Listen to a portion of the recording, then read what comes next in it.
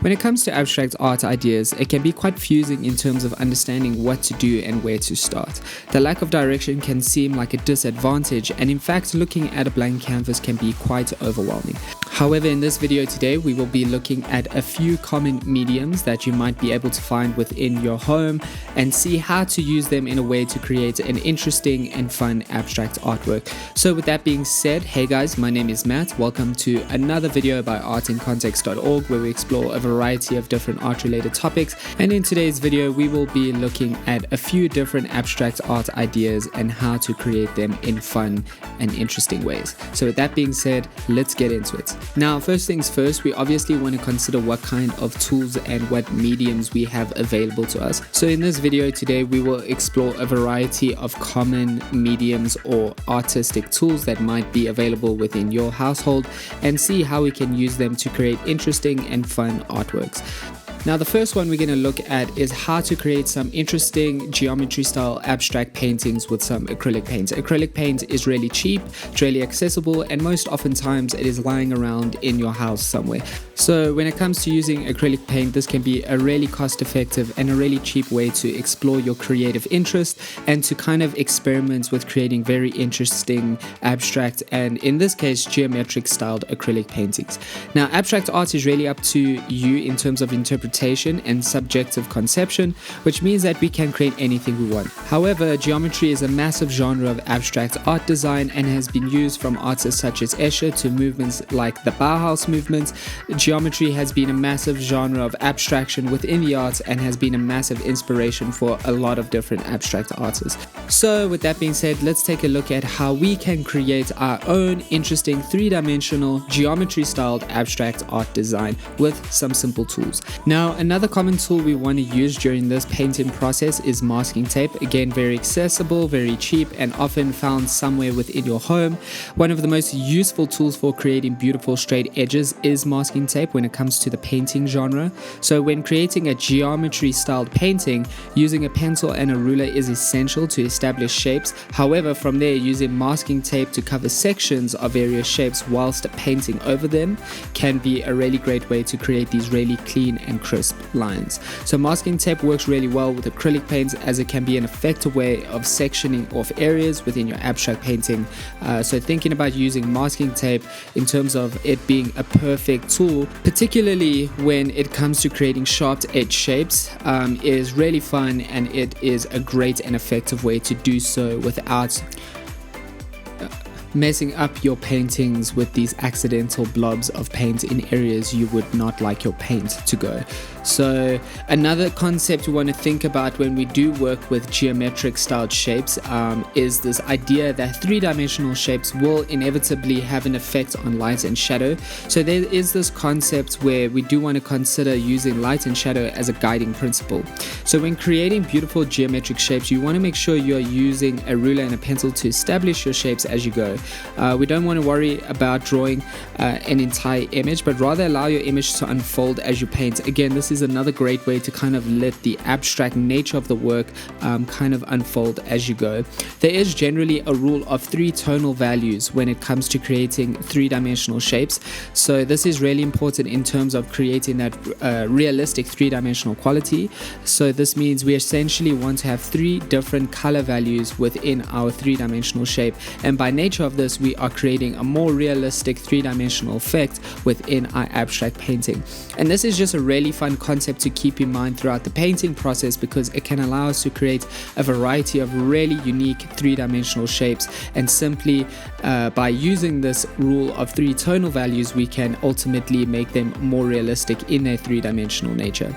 Now, the rule of thumb for three-dimensional shapes is that if you use these 3 different tones of the same color in a single shape, it will naturally create that realistic three-dimensional shape. So really consider using it as you proceed to create interesting geometric styled shapes. But otherwise, in terms of kind of creating something unique and interesting, you should allow yourself to play around with how you represent these various tonal values in different ways. You don't necessarily need to keep them consistent. Again, abstract painting is a matter of allowing yourself to run away, or allowing your mind to run away with an idea. So this is why letting it unfold as you go is a really good way of allowing allowing the abstraction to kind of take control and kind of relinquish yourself or relent to that process and not necessarily try to control it too much yourself. So once we have one of these key concepts, now that we have some of these key concepts ingrained in terms of representing three-dimensional geometric structures, we can really play around with composition. So once you understand the process of creating shapes, using masking tape to section off areas to create shapes, and lastly tonal values, you can then use these skills to create very unique compositions. In one way, you could approach the creation process quite symmetrically by drawing first and then painting. That being said, there is a beauty again in allowing the image and the composition to unfold. So you can obviously draw images beforehand, and this is where you use your ruler and pencil to kind of establish structures, kind of position them. You can play around with keeping a kind of a consistent measurement, or you can change shapes, but simply using masking tape to then kind of section off areas and create these really sharp edges in terms of adding paints and then creating these different tonal values, you will ultimately end up with this really strange and unique combination of shapes that will inevitably have this strange and three-dimensional effects within your abstract painting. So allow yourself to play, allow yourself to use the concepts you've learned, and by doing that you will inevitably create something unique and interesting, and you'll find that the more you do it, the more comfortable you will get with this process of creating abstract work. The reality is, again guys, there are no rules, but keeping this concept of light and shadow in the back of your head is a really good guiding principle when you want to create very identifiable three-dimensional structures, but done in a strange and very weird way. So again, thinking about those three tonal values as a rule and how to then apply that to a variety of different three-dimensional shapes is then really up to you in terms of what type of shapes you would like to create. But now that you know how to use masking tape as a geometry painting tool, as well as the rule of 3 for light and shadow in terms of 3 tonal values, feel free to play around. These are simple tools and techniques that can be used to create unique and interesting geometry styled artworks. So at this point, it's really up to you to allow your creative self to take these tools and apply to your own abstract painting idea. But now that we have explored one medium and kind of seen the potential in terms of how to use it for something very specific, we're going to move on to another medium, and that is watercolor paint. Now watercolor paint might be a little bit more tricky in terms of availability, but there are really cheap alternatives from these more expensive watercolor paints. So it's another material or another medium that is easily accessible, and again, you'll find that someone might have it, but you can also just use this medium quite easily in the sense that it's quite easy to clean up. So it's a really fun medium to use, and it's a great way to explore, again, another way of creating really interesting and abstract ideas. And in this particular tutorial, we will look at how to create this layering effect with our watercolor paints. Now, this particular quality of creating this layering effect with watercolor paint is more specifically a tutorial on how to create a specific effect using watercolor, but this effect can also be used in a variety of different watercolor paintings, from creating backgrounds to creating very specific textures, and ultimately it's a way of creating depth and dimension. To simplify the process, let us use a single wash of blue. Now once we have made this mix of blue, the intention is that we're going to create a very unique shape on some watercolor paper. Again, we do want to make sure we are using a water soluble paper, so making sure that you have a paper that is thicker than 300 GSM might be preferred. And as we proceed with this painting process, the idea is that we're going to create this quality of depth through this process of layering watercolor paint. Now watercolor paint can achieve this quality really effectively because of how it dries. Now what we do want to do is we're going to start by making a light wash of blue and proceed to paint in a unique shape on our watercolor paper. As we do so, we're going to allow that first layer to dry, and then once that has dried, we're going to proceed to paint a darker wash of blue inside that first shape that we have previously painted. Now the intention with creating these layers is that we also want to make sure that we're keeping space between each layer. So as we add in each layer, we do want to make sure that we also paint inside the previous shape. The idea is that we want to maintain this shape, and basically every time we add a darker wash of blue to our shape through this layering process, we will do so by making that shape smaller each time. So the idea again is to allow yourself to create this first wash of blue, making sure you evenly create create this shape on your watercolor paper. And then once you've established that first shape, you can then darken your wash of blue and then basically proceed to keep painting in these shapes as you kind of create a smaller shape inside that previously painted shape. So each time you paint a smaller shape, you then naturally will darken that wash of blue and allow that to dry completely, and then proceed with the next layer. Now, as we proceed with this process, we'll find that the watercolor medium is really effective in terms of achieving this quality of depth through this process of layering pigments on top of one another. And this is because what we are finding is that when we are working with these very light washes, the color on the paper tends to be quite translucent, so it allows a little bit of the paper to peer through. But as we add more pigment to our wash, or our blue wash in this case, we'll find that it slowly starts to become slightly more darker and therefore a lot more opaque, and naturally we build up these thicker layers, and we can see that variation from these lighter layers to these thicker layers. And this is just a really effective way of using this layering method when you are creating a watercolor painting. But otherwise, guys, the next thing and the most important thing is to continue with this process and allow yourself to simply just be patient. Again, the idea with this specific concept of layering is to allow the layers to dry before proceeding to paint in the next layer. And you can continue this in a variety of different ways by exploring various colors. But in this particular case, working with a single color and practicing this monochromatic process of painting and working with watercolor in this layering format is just another way for you to learn and understand how to use the medium and apply these concepts to your own watercolor paintings. Now, the next thing we're going to move on to is using charcoal. And again, charcoal is also a really cheap medium. It's super accessible. You can find it at your nearest stationery shop, but this particular charcoal abstract drawing idea is actually a way of how to create faces using charcoal. Now, faces again are seemingly difficult, and that is because we think of very unique and complex features when we think about a face. But when it comes to making abstract charcoal portraits, it is quite fun and easy, and this is because we do not need to be precious about those details. However, making sure we do have these fundamental understandings of how a head is formed in terms of just the placement of features is obviously a great place to start when kind of playing around with creating these abstract representations of portraits with the charcoal medium. But that being said, we will learn that it is quite simple and quite fun to kind of not only do this in a few and easy simple steps, but then to also use it in your own abstract charcoal drawings. And this is a great way to kind of create very unique and interesting faces without necessarily needing a model or reference image. So with that being said, the first thing we want to do is we want to understand the basic feature of the head. And what I mean by this is we just want to understand that naturally the eyes are placed together with the positioning of eyebrows and where the nose falls and how the mouth will inevitably fall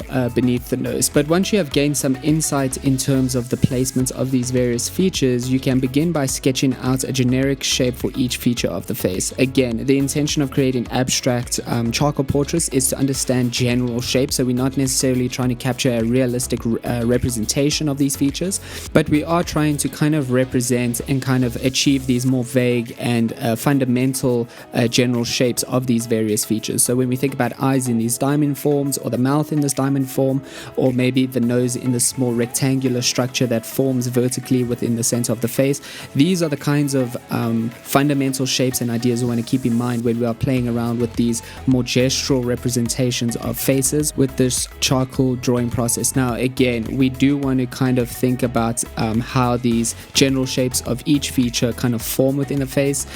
For instance, we know that the eyes have more of this horizontal structure, whereas the nose often has this more rectangular or triangular structure that kind of forms vertically through the center of the face. Now the idea is that when we break down the face into fundamental shapes, we can then apply these shapes to the general face formation. The intention is to know the placement and the general shape, and then once we have that, we can allow ourselves to have this freedom to kind of morph and shape our charcoal drawing as we go. And this is where we can play around with kind of smudging with our fingers or using a smudging tool. So basically, once we know the areas in which the features of the face should be placed, we can then play around with smudging and reapplying marks. So knowing the correct spaces for the feature placements allows us to create all sorts of faces by adding different shapes using our charcoal. And this is where we can start to shift the shapes, which will inevitably create these very unique and strange faces. And you'll find that even by the most subtle reshaping of these various shapes or changing of these various features, the face can change completely. And this is kind of where this process of playing around with charcoal portraits becomes really fun, because we can really explore a variety of different faces through this really fast process of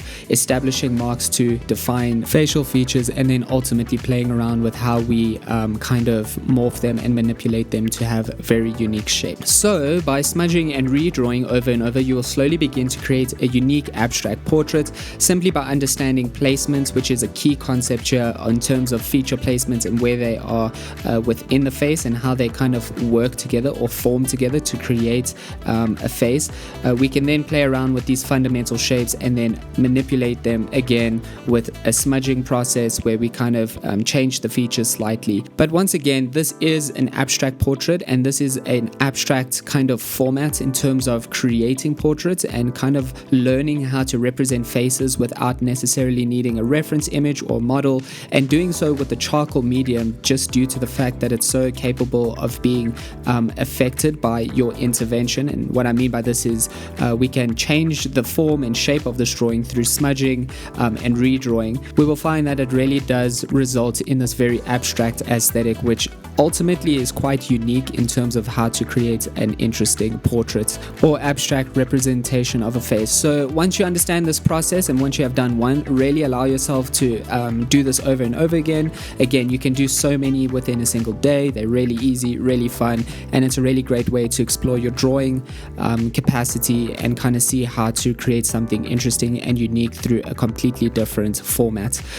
So with that being said, we're going to move on to our last abstract artwork idea, and this is another drawing related idea, but this one is where we use some pencils. Again, pencils super easy to get your hands on, oftentimes found in the house. You can use any pencils. If you have a variety of different pencils from harder to softer pencils, that is going to be better, but in this case you can use what you got. And what we're going to be looking at is this quick photography styled landscape drawing.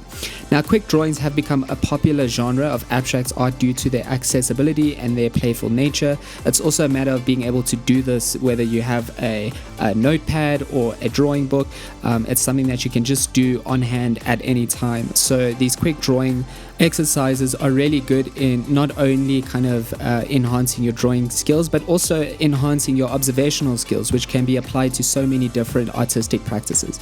Now, in this particular case, what we're going to be doing is we're going to be doing this kind of quick photography styled landscape drawing, and this is where we basically sit ourselves in a space and we start to consider the environment around us, and we basically draw within a given time period. And this can be anywhere from 2 minutes to an hour. You can start with a larger time period, but as you kind of get more advanced with this process of drawing your environments, you can kind of bring that time period down and see basically what you are capable of emulating from your surroundings within a drawing, simply through the process of drawing on a piece of paper with a small amount of time.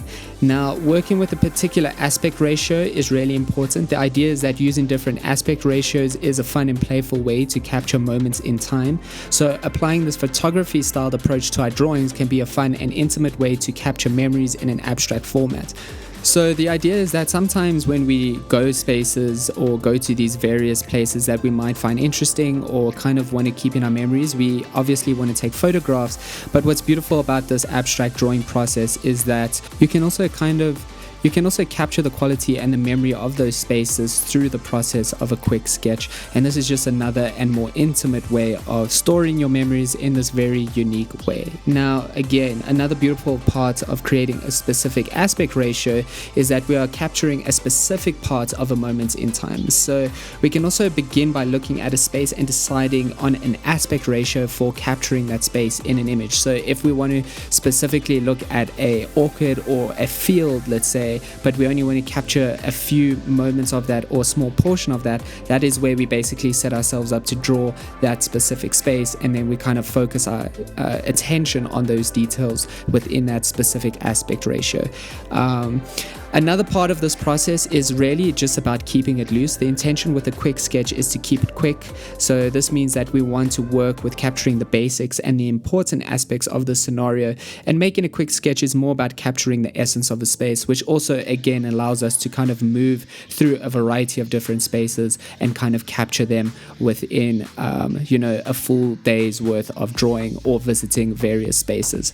The reality is though that there is no right way to draw something, and oftentimes working with a loose method of drawing can keep this uncomplicated, and that's why we want to kind of work with this time period or keep it very simple. When you're on the move, you don't always have the ability to set up this drawing station to represent something in a realistic way. That takes too much time, but you do have the ability to keep a notebook or a sketchbook on hand and basically kind of do a quick little sketch of the environment around you, and that's where these more loose and more playful sketches become a little bit more intimate. And again, the looseness of this sketching style also makes it more abstract, makes it a bit more playful, and it is such a great way to document your whereabouts and the spaces you've been. And this is where we can also proceed to focus on the main things that kind of emphasize the environment. So a big emphasis on light and shadow. Two key principles that we kind of want to guide the drawing process are how light and shadow from within the space are defining your drawing. This means that shadows and lights are creating moments of exposure and darkness, which gives the image dimension. And this is also a great indicator in terms of time and when you have been within a space. So thinking about those as two major guiding forces within this little quick sketch drawing process. And it is just a great way to bring some realistic dimensions to your drawing without necessarily spending too much time on capturing every little detail. And ultimately, it's another way to kind of define the time of day that you were in a space. And then lastly, you can play around with marking or writing on your notes, kind of putting a timestamp. That's really up to you. Having a little description in terms of why you were there, and then ultimately storing these and coming back to them later. But again, this playful way of representing spaces is not only a good documentative style of understanding the spaces and the environments that you've been within, but it is another beautiful way to kind of create interesting artworks through a more playful and loose approach and not putting too much pressure on yourself. But otherwise, guys, that is it. I hope you found this video interesting and helpful. I hope there are some key concepts and ideas you can apply to your own artistic endeavors. Again, making abstract work, there are no rules, so it's really a matter of what kind of materials and tools you have available. And in this video, we have kind of explored a variety of different mediums that are easily accessible and that you can kind of play around with your own abstract artwork ideas. So with that being said, thanks again for tuning in. If you did like this video, please drop a like and a subscribe. That helps us to grow the channel, which enables us to make more art related content for you guys. If you're interested in other related videos, please let us know in the comment section below. But otherwise, guys, thanks again for tuning in. That is it from me today. Until next time, cheers.